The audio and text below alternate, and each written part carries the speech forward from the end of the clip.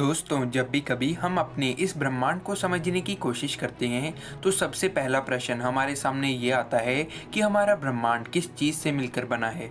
आप में से कई लोग कहेंगे कि ये इलेक्ट्रॉन, प्रोटॉन और न्यूट्रॉन से मिलकर बना है, लेकिन क्या ये पूरी तरह सच है या फिर रहस्य कुछ और ही है। आज हम इस वीडियो में इसी के बारे में जानेंगे, जो कि चैप्टर 5 है, a brief history of time का। अगर अभी तक आपने पहले 4 चैप्टर की वीडियो को नहीं देखा है तो उन वीडियो का लिंक नीचे डिस्क्रिप्शन में मौजूद है। और आगे बढ़ने से पहले हमारे चैनल को सब्सक्राइब करके वीडियो को लाइक करना ना भूलें, क्योंकि आपका एक लाइक और सब्सक्राइब हमारे लिए मोटिवेशन का काम करता है। So let's start the video. इस कहानी की शुरुआत भी हमेशा की तरह एरिस्टोटल की किताब ऑन दी हेवन से होती है। एरिस्टोटल का ये मानना था कि हमारे यूनिवर्स में मौजूद हर चीज़ 4 बेसिक कंपोनेंट हवा, पानी, मिट्टी और आग से मिलकर बनी है और इन चारों से छोटा कुछ भी नहीं है।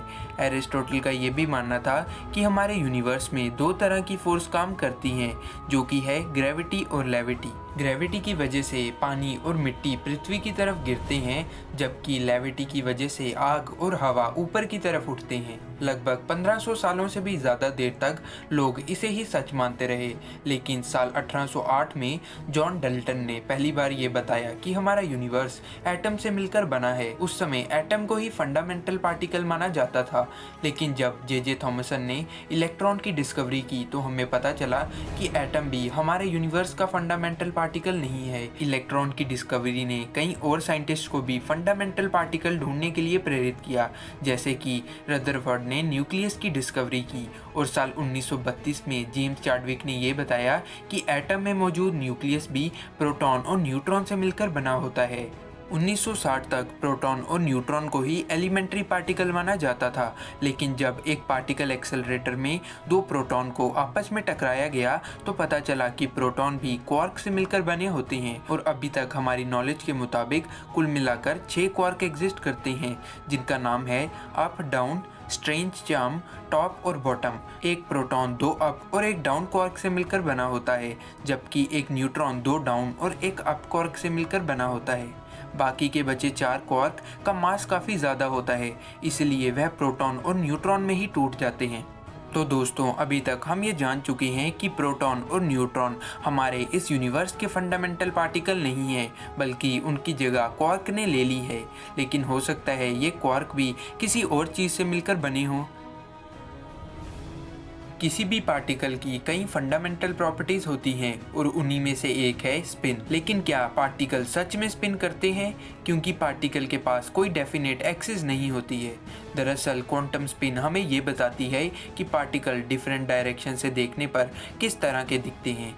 इसी चीज़ को समझने के लिए हम प्लेइंग कार्ड की एग्जांपल लेंगे। अगर किसी पार्टिकल का स्पिन 0 है तो वह सभी डायरेक्शन से देखने पर सेम ही दिखेगा, बिल्कुल किसी डॉट की तरह। उसी तरह अगर किसी पार्टिकल का स्पिन 1 है तो वह एक एरो की तरह है, जो कि हर डायरेक्शन से देखने पर अलग दिखेगा, लेकिन 360 डिग्री घुमा देने पर वह पहले की तरह ही दिखेगा। एग्जाम्पल के लिए हुकुम का इक्का, जो कि केवल 360 डिग्री घुमा देने पर ही पहले की तरह दिखता है। इसी तरह स्पिन 2 वाला पार्टिकल एक फेस कार्ड की तरह है, जिसे 180 डिग्री घुमा देने पर भी वह सेम ही लगेगा। लेकिन हमारे यूनिवर्स में कुछ ऐसे पार्टिकल भी मौजूद हैं जिनका स्पिन हाफ होता है। इन पार्टिकल्स को 2 कंप्लीट रेवोल्यूशन देनी पड़ती है, वह फिर ही पहले की तरह दिख पाते हैं। इस चीज़ को आप इस एनिमेशन के थ्रू समझ सकते हैं। जिन पार्टिकल का स्पिन हाफ होता है उन्हें हम फर्मियॉन्स कहते हैं, और ये पार्टिकल ही हमारे ब्रह्मांड के बिल्डिंग ब्लॉक हैं। फर्मियॉन्स 2 तरह के होते हैं, क्वार्क और लेप्टॉन। इलेक्ट्रॉन एक लेप्टॉन है। इसी तरह जिन पार्टिकल का स्पिन 0, 1 और 2 होता है उन्हें बोसॉन का नाम दिया गया है। Boson particle force transmitting particle होते हैं। लेकिन आखिर किस तरह की फोर्स? दरअसल बोसॉन 4 फंडामेंटल फोर्सेस को ट्रांसमिट करने में मदद करते हैं, जिनमें सबसे पहली फोर्स है gravitational force. Gravitational force in चारों फोर्सेस में सबसे वीकेस्ट फोर्स है, लेकिन इस फोर्स की रेंज सबसे ज़्यादा है। इस फोर्स की वजह से ही सभी प्लैनेट सूरज का चक्कर लगाते हैं, और 2 बॉडीज़ के बीच में ग्रेविटेशनल फोर्स को ट्रांसमिट करने वाले बोसॉन का नाम है ग्रेविटॉन। ग्रेविटॉन का स्पिन 2 होता है। नेचर में मौजूद दूसरी फंडामेंटल फोर्स का नाम है इलेक्ट्रोमैग्नेटिक फोर्स। इलेक्ट्रोमैग्नेटिक फोर्स केवल दो चार्ज ऑब्जेक्ट के बीच ही एक्ट करती है, जैसे कि इलेक्ट्रॉन। इलेक्ट्रोमैग्नेटिक फोर्स को कैरी करने वाले पार्टिकल का नाम है फोटॉन। दो पॉजिटिव चार्ज एक दूसरे को रिपेल फोटॉन के एक्सचेंज की वजह से ही करते हैं। तीसरी फोर्स का नाम है वीक फोर्स या फिर वीक न्यूक्लियर फोर्स। ये फोर्स रेडियो एक्टिव डीके के लिए रिस्पॉन्सिबल होती है और इस फोर्स को कैरी करने वाले तीन पार्टिकल हैं, जिनका नाम है W+, W- और Z0। चौथी और आखिरी फंडामेंटल फोर्स का नाम है स्ट्रॉन्ग न्यूक्लियर फोर्स। ये फोर्स न्यूक्लियस में फोटॉन को बांधे रखती है। ये फोर्स चारों फोर्सेस में सबसे स्ट्रॉन्गेस्ट फोर्स है। इस फोर्स को कैरी करने वाले बोसॉन का नाम है ग्लूयॉन, जिनका स्पिन +1 होता है। यूनिवर्स में मौजूद इन सभी पार्टिकल्स को standard model of elementary particle कहा जाता है, जिस पर डिटेल में मैं अलग वीडियो बनाऊंगा। पर आज के लिए बस इतना ही। आशा करता हूं कि आपको इस वीडियो से कुछ नया सीखने को मिला होगा। अगर ऐसा है तो लाइक, शेयर एंड सब्सक्राइब। मिलते हैं आपको ब्रीफ हिस्ट्री ऑफ टाइम के अगले एपिसोड में।